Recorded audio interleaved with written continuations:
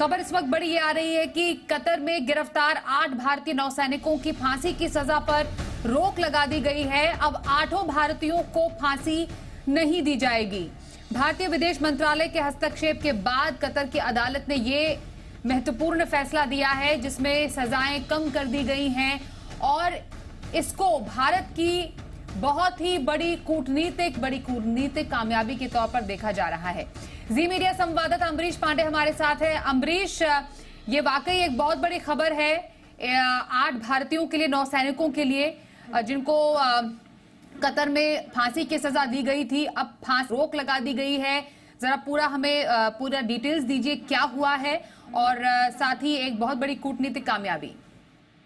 जी बिल्कुल स्वाति, इसको साफ साफ कह सकते हैं कि एक बड़ी कूटनीतिक कामयाबी है भारत की तरफ से, जहां पे कतर की कोर्ट ने जो फांसी की सजा दी थी, सजाए मौत दी थी उन 8 जो है एक्स नेवी ऑफिशियल्स को, उस पर सरकार की दबाव में सरकार के परस्यू करने के साथ ये रोक लगा दी है।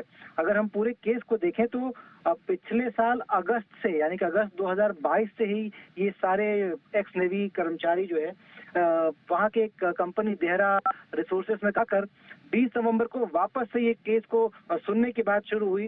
23 नवंबर को पहली हियरिंग हुई थी, 23 दिसंबर को माफ कीजिएगा। उसके बाद 3 तारीख को तीसरी हियरिंग के बाद ये हुआ कि उनको काउंसलर एक्सेस दिया जाएगा।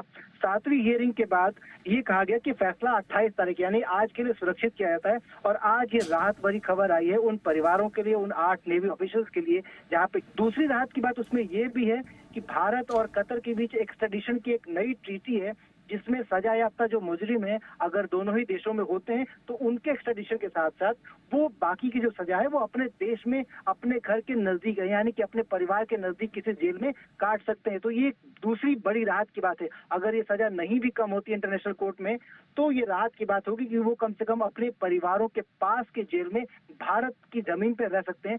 तो एक बड़ी कूटनीतिक जीत है। फिलहाल भारत सरकार के जो हमारे संपर्क सूत्र हैं उनसे हमने संपर्क साधा था। उनका ये कहना है कि चूंकि अभी पूरे मामले में डिटेल्ड वर्डिक्ट हमारे सामने नहीं आया है,